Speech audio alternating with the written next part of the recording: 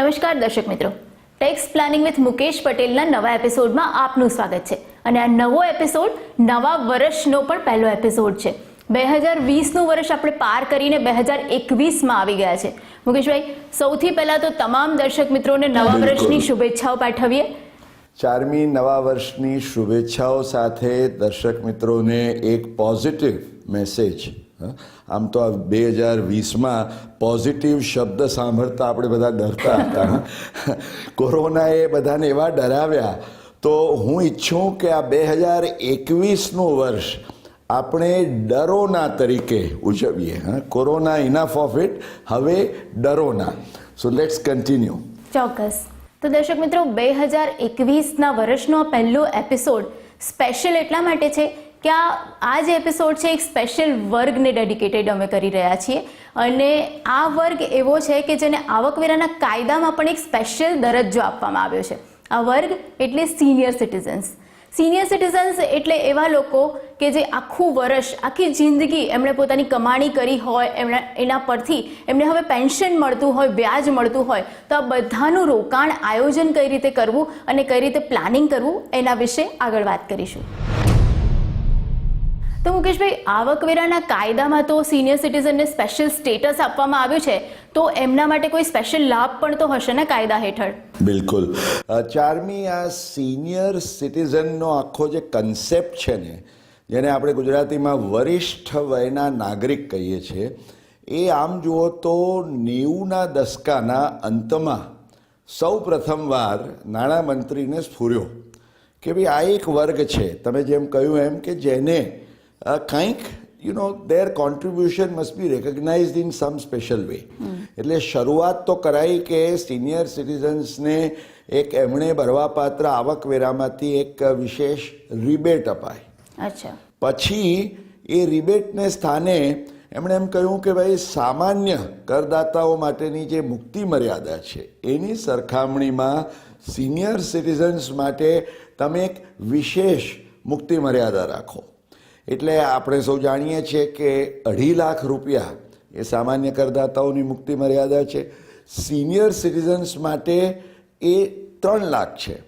અને ત્યાં 4મી એક નવો શબ્દ પ્રયોગ પ્રગટ થયો, સુપર સિનિયર્સ.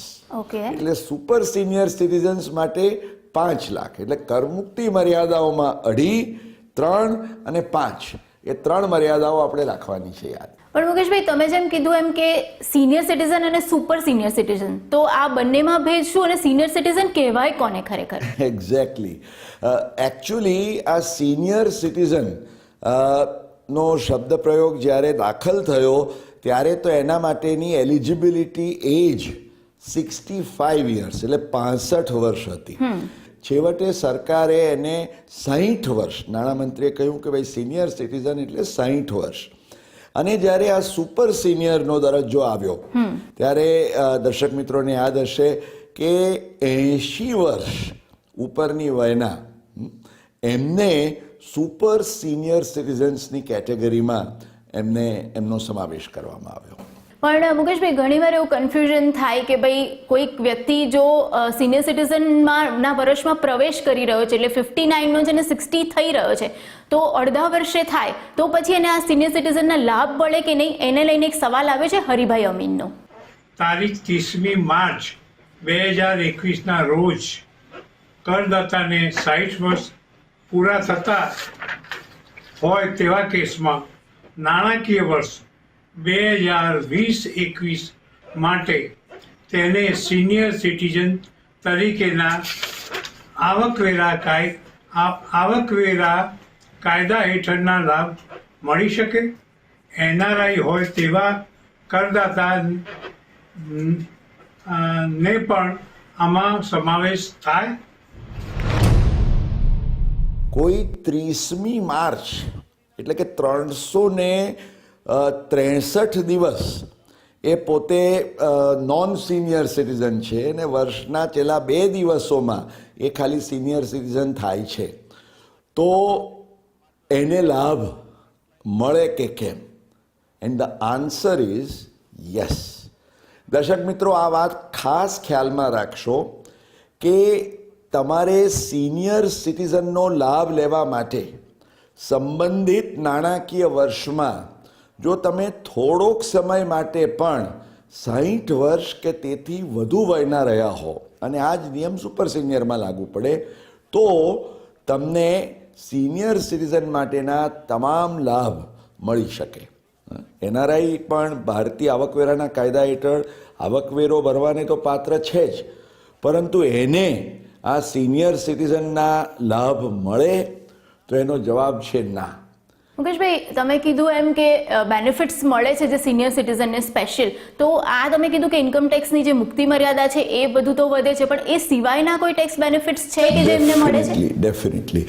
આ કરમુક્તિ મર્યાદા ઉપરાંત જે કેટલીક મહત્વની કપાતો છે, ઇનફેક્ટ અમુક કપાતો વિશે આપણે આપણા ઇન્કમ ટેક્સ રિટર્ન સ્પેશિયલના એપિસોડ્સમાં પણ એની વિસ્તારથી વાત કરી હતી કે આવકવેરાના કાયદાની કલમ 80D હેઠળ જે સામાન્ય કપાત મર્યાદા છે 25,000, સિનિયર સિટીઝન માટે છે 50,000.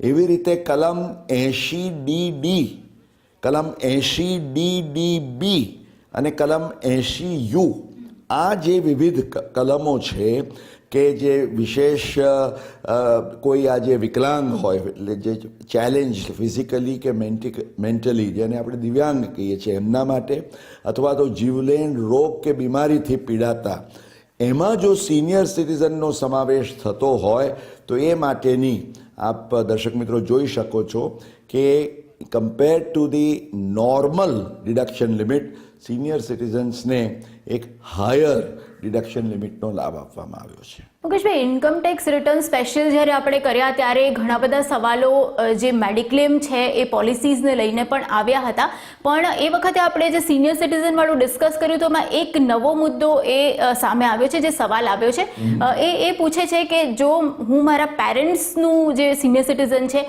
એમનું મેડિક્લેમ ભરી શકું તો એનો કોઈ લાભ મળે કે નહીં, એના પર સવાલ પૂછ્યો છે કવિતાબેન પટેલે. મારો પ્રશ્ન છે, હું મારા ફેમિલી માટે મેડિકલ ઇન્સ્યોરન્સ પ્રીમિયમની ચૂકવણી સંબંધી ₹25,000ની કપાતનો લાભ મેળવું છું. મારા ઉંમરલાયક માતા પિતાના કેસમાં તેમની પણ ઇન્સ્યોરન્સ પ્રીમિયમની ચૂકવણીની જવાબદારી જો હું લઉં તો આવકવેરાના કાયદા હેઠળ તેનો કોઈ લાભ મને મળી શકે? એક વિશેષ જોગવાઈ, જેમ કવિતાબેને કહ્યું કે પોતાનું તો 25,000નું એ એમના ફેમિલી માટે પ્રીમિયમ ભરે છે, પરંતુ જો એ એમના માતા પિતાના મેડિકલ ઇન્સ્યોરન્સનું પ્રીમિયમ ભરતા હોય, એટલે કે કોઈ પણ વ્યક્તિ એના સિનિયર સિટીઝન હોય એવા માતા પિતાનું પણ જો એ ભરતા હોય તો એવા કેસમાં એને પોતાના 25,000 ઉપરાંત બીજા 50,000 મળી શકે. એટલે આ 50,000 can be either the medical insurance premium of the parents or એમની તબીબી સારવાર સંબંધી જે કપાત હોય તે. એટલે ચારમી જેમ આપણી ગુજરાતીમાં કહેવત છે ને કે ઘી ઢળ્યું તો ખીચડી, કે સિનિયર સિટીઝન તરીકે તમે આજે 5 લાખની અંદર આવકવેરા રિબેટની મર્યાદામાં આવી જાઓ છો, કોઈ ટેક્સ ભરવાનો નથી, અથવા તો તમે માત્ર 20%ના બ્રેકેટમાં હો અને તમારા દીકરા દીકરી જો 30%ના બ્રેકેટમાં હોય તો તમે એક એવું સરસ આયોજન કરી શકો કે દીકરા દીકરીને કહો કે ભાઈ તું આ મારું જે છે ડિડક્શન તારામાં તું પેમેન્ટ કરીને પ્રીમિયમ કે સારવારનું પેમેન્ટ તું કર, એનો લાભ તું લે, ultimately I will enjoy the privilege, પણ તારો ટેક્સ વધારે બચશે. તો દર્શક મિત્રો, આ એક નાનકડો મુદ્દો છે પણ ખ્યાલમાં રાખવા જેવો છે કે જો માતા પિતા જે સિનિયર સિટીઝન હોય એ લોઅર બ્રેકેટમાં આવતા હોય અને સંતાન એમના કોઈ હાયર બ્રેકેટમાં હોય તો સંતાનને તમે આ સ્પેશિયલ ટેક્સ પ્લાનિંગનો બેનિફિટ આપી શકો. ઓકે મુકેશભાઈ, સિનિયર સિટીઝન્સને જે આવકવેરામાં લાભ મળે છે એની તો આપણે વાત કરી, પણ સાથે સાથે એમણે જે અત્યાર સુધીની કમાણી કરી છે એમની પાસે જે પૈસા છે એનું રોકાણ કઈ રીતે કરવું એના પણ એમના મનમાં મૂંઝવણ હોય છે ને, એના માટેની સ્પેશિયલ જો વાત કરીએ તો સિનિયર સિટીઝન સ્પેશિયલ એક સ્કીમ છે, સિનિયર સિટીઝન સેવિંગ સ્કીમ. તો ખરેખર આ સ્કીમનો લાભ કોણ લઈ શકે, એમાં કેટલું વ્યાજ મળે, કયા પ્રકારના નિયમો હોય છે, એના વિશે થોડું જણાવો. તો દર્શક મિત્રો, આ જે સિનિયર સિટીઝન સેવિંગ સ્કીમ જેનાથી આપ સૌ સુમાહિતગાર હશો, એ આપ જાણો છો કે કોઈ પણ 60 વર્ષ કે વધુ વયના હોય જેવા 60 વર્ષ થાય કે તરત તમે ખોલી શકો છો. એમાં એક વિશેષ જોગવાઈ એ છે કે તમે જો પગારદાર હો અને તમે VRS એટલે જેને આપણે વોલન્ટરી રિટાયરમેન્ટ કહીએ છીએ, વોલન્ટરી રિટાયરમેન્ટ સ્કીમમાં તમે નિવૃત્તિ લીધી હોય તો તમને 5 વર્ષ એડવાન્સ પણ રોકાણ કરવાની સુવિધા છે. એટલે 55 વર્ષની વયે પણ તમે આ સિનિયર સિટીઝન સેવિંગ સ્કીમમાં, ભલે તમે સિનિયર સિટીઝન નથી બન્યા તો પણ તમે રોકાણ કરી શકો છો. 4મી આ જે રોકાણ યોજના છે એ 5 વર્ષ માટેની છે અને એ આકર્ષક એટલા માટે છે. સૌથી પહેલાં તો આજે પણ જો વાત કરીએ, એક સમય હતો કે જ્યારે ઇનફેક્ટ સિનિયર સિટીઝનમાં 9% વ્યાજ મળતું હતું. આજે પણ જ્યારે વ્યાજના દરો ઘણા નીચા છે અને બેન્કોમાં તમને 5.5 કદાચ વધુમાં વધુ 6% સુધી મળી શકતા હોય તો પણ સિનિયર સિટીઝન સેવિંગ સ્કીમમાં તમને પ્રવર્તમાન દર અનુસાર 7.4%નું વ્યાજ 7.4% મળે છે. આ જે વ્યાજ છે તમને ક્વાર્ટરલી ઇન્ટરેસ્ટ ધોરણે તમને આપવામાં આવે છે અને આની ખૂબી એ છે કે દર 3 મહિને, તમે જાણો છો 4મી, દર્શક મિત્રોને પણ ખ્યાલ છે કે સરકાર દ્વારા નાની બચત યોજનાના જે વ્યાજના દરો એ પ્રવર્તમાન જે આર્થિક પરિસ્થિતિ છે, ઇકોનોમિક સિનેરિયો, એને લક્ષ્યમાં રાખતા વ્યાજના દરમાં જે પરિવર્તન કરવામાં આવે છે એ અનુસાર એમાં ફેરફાર થતો રહે છે. એટલે આ જાન્યુઆરીના પ્રથમ સપ્તાહમાં જ એનો રેટ જે આવવાનો એ તમારે કાળજીપૂર્વક નિહાળવાનો છે. અત્યારના આ ક્વાર્ટર માટે 7.4% છે અને આમાં ખ્યાલમાં રાખવાની વાત એ છે કે તમે જે ક્વાર્ટરમાં મૂકો એ ક્વાર્ટરનું વ્યાજ એ તમને 5 વર્ષ માટે ઇટ ગેટ્સ લોકડ અપ. એ કલમ 80C હેઠળ આમાં તમે જે રોકાણ કરો છો એ સંબંધી જે તમને કપાત મળી શકે કે કલમ 80DDB હેઠળ જે તમને વ્યાજ સંબંધી કપાત મળી શકે તેની છે. પણ મુકેશભાઈ, તમે જેમ કીધું એમ કે 5 વર્ષ માટે આ લોકઅપ થઈ જાય છે પૈસા, તો એને લઈને એક સવાલ આવ્યો છે જ્યોતિબેન સુતરિયાનો કે ભાઈ પ્રી મેચ્યોર વિડ્રોઅલ કરવું હોય તો શું? નમસ્કાર મુકેશભાઈ, અમદાવાદથી જ્યોતિ બોલું છું. મારો પ્રશ્ન છે કે સિનિયર સિટીઝન સ્કીમમાં કરેલ ડિપોઝિટની મુદત 5 વર્ષની છે. આ સંબંધી જો ડિપોઝિટરને જરૂર હોય તો વચ્ચેથી કોઈ ઉપાડ કરવાની સુવિધા આપવામાં આવે છે કે નહીં? જે રોકાણ આમાં વધુમાં વધુ જે થઈ શકે છે એ 15 લાખ રૂપિયાનું છે, પણ ખ્યાલમાં રાખશો. You C, you cannot have unlimited. જેમ PPFમાં 1.5 લાખ રૂપિયા, અહીંયા 15 લાખ રૂપિયાનું મહત્તમ રોકાણ તમે કરી શકો છો સિનિયર સિટીઝન તરીકે. હવે મુદ્દો એ છે કે તમે એક કે જુદી જુદી ડિપોઝિટ્સમાં 15 લાખ સુધીનું રોકાણ કર્યું હોય અને એ રોકાણ કર્યા પછી કોઈ પણ કારણસર તમારે જરૂર પડી નાણાંની, તો પ્રી મેચ્યોર વિડ્રોઅલ તમે કરી શકો. એના માટેના નિયમો એ છે કે 1 વર્ષ થઈ ગયું હોય પછી 1 થી 2 વર્ષના સમયગાળા દરમિયાન જો તમે વિડ્રોઅલ કરો તો જે એનો નિયત વ્યાજનો દર છે એમાંથી 0.5% કપાત કરીને તમને વ્યાજ મળી શકે, મુદ્દલ પાછી મળે. અને જો 2 વર્ષથી વધુ સમય હોય, એટલે અપ ટુ 5 યર્સના ગાળામાં તમે જો કરો તો 1% કપાત કરીને મળી શકે. 4મી, આપણા દર્શકોને આપણે એ પણ વાત કરીએ કે there is an interesting feature. તમને એમ લાગે કે ભાઈ આ 5 વર્ષ મારા ડિપોઝિટના થયા પાકવાની છે અને મારે આ ઉપાડીને બીજા 5 વર્ષ માટે નવી ડિપોઝિટ નથી મૂકવી, પણ મારે 3 વર્ષ માટેનું એક્સટેન્શન કરવું છે, તો આ સુવિધા પણ તમને ઉપલબ્ધ છે. અલબત્ત તે વખતે જે પ્રવર્તમાન વ્યાજનો દર હોય તે અનુસાર તમને આ મળી શકે.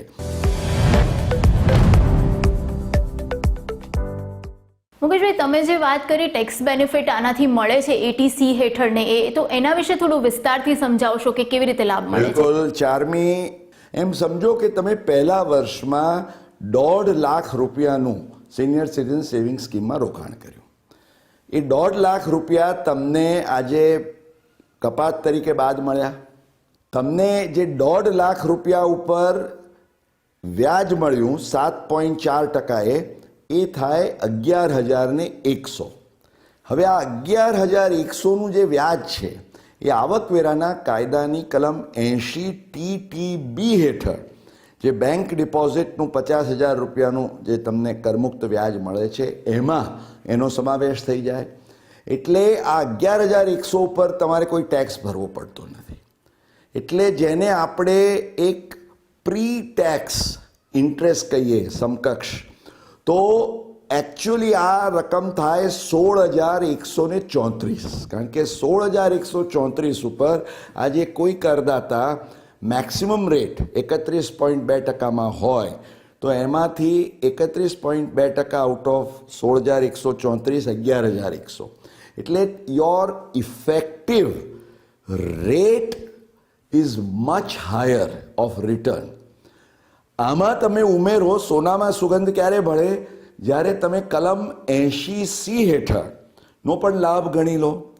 તો દર્શક મિત્રો, કલમ 80C હેઠળ જે 1.5 લાખ રૂપિયાનું તમે રોકાણ કરો છો પણ તમે 31.2%ના ટેક્સ રેટમાં હો તો તમને 46,800ની કપાત આવકવેરામાં સેવિંગ તરીકે થાય છે. You actually save that income tax. એટલે તમારું એકચ્યુઅલ ઇન્વેસ્ટમેન્ટ કેટલું થયું? 1.5 લાખમાંથી આ 46,800 કાઢી નાખીએ તો 1,03,200. હવે 16,000 જે આપણે ગણ્યું એને તમે આ 1,03,000 ઉપર જ્યારે you work it out, it comes to 15.63%.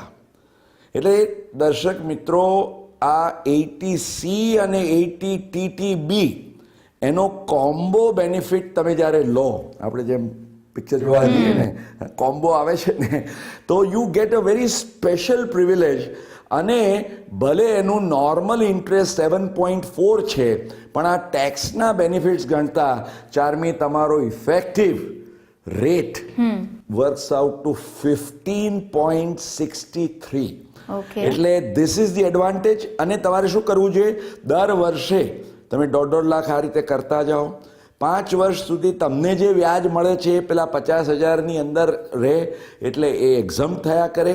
અને થાય શું, 6થા વર્ષથી જ્યારે તમને 1.5 લાખ પાછા મળે, ફરીથી એ 1.5 લાખનો ઉપયોગ કરો તમે એને ફિલઅપ કરવા માટે. એટલે એકવાર તમે 7.5 લાખ રૂપિયા પણ બાજુએ મૂકી દીધા તો દર વર્ષે 1.5 લાખની સાયકલ પ્રમાણે you can easily carry on lovely tax saving. Okay, એટલે જો પ્રોપર વેથી આમાં ઇન્વેસ્ટ કરે અને પ્રોપર ટિપ્સનો ઉપયોગ કરે તો ચોક્કસ આ સ્કીમ એમના માટે ખૂબ જ લાભદાયી થઈ શકે એમ છે. Investment scheme. ઓકે, પણ મુકેશભાઈ, આમાં તો જે તમે કીધું એમ મર્યાદા 15 લાખ રૂપિયાની છે, તો એના કારણ કે સિનિયર સિટીઝન્સ પાસે તો એમના આખા વર્ષની આખા જિંદગીની કમાણી એમની પાસે હોય છે, તો એ ઇન્વેસ્ટ કરવું હોય તો 15 લાખથી વધારે, તો એના કયા ઓપ્શન્સ છે? એના માટેનો એક સવાલ આવ્યો છે જ્યોતિબેન દવેનો. મારો પ્રશ્ન એ છે કે સિનિયર સિટીઝન સેવિંગ સ્કીમમાં વ્યાજનો દર આકર્ષક હોવા છતાં તેમાં ₹15 લાખની રોકાણ મર્યાદા નિયત કરવામાં આવી હોય, મારા જેવા સિનિયર સિટીઝનને આ રોકાણનો જોઈતો લાભ મળી શકતો નથી. ₹15 લાખથી વધુ રોકાણનું આયોજન કરવું હોય તો તે માટે શું કરી શકાય? તમે સુરક્ષિત બચત યોજનાઓની વાત કરો અને સમકક્ષ, તો એના માટેના 1-2-3 જે વ્યવહારુ સૂચન છે આપને હું આપું. તો સૌ પ્રથમ તો એ ખ્યાલમાં રાખશો કે આ 15 લાખની limit is per individual, not for a family. એટલે હસબન્ડ વાઈફ બંને જો સિનિયર સિટીઝન્સ હોય તો 15 લાખ પતિ પોતાના નામે રોકાણ કરે, 15 લાખ એના પત્નીના નામે કરે. અને પત્નીની પોતાની અલગ મૂડી ન હોય તો પતિ એને લોન આપી શકે. તો બંનેને 15 લાખ કરીને આ લાભ મળે. એટલે 30 લાખ તો એ થઈ ગયા. આ ઉપરાંત ચારમી બીજી 2 મહત્વની યોજનાઓ છે જેનો અહીંયા ખાસ આપણે ઉલ્લેખ કરી લેવો જોઈએ.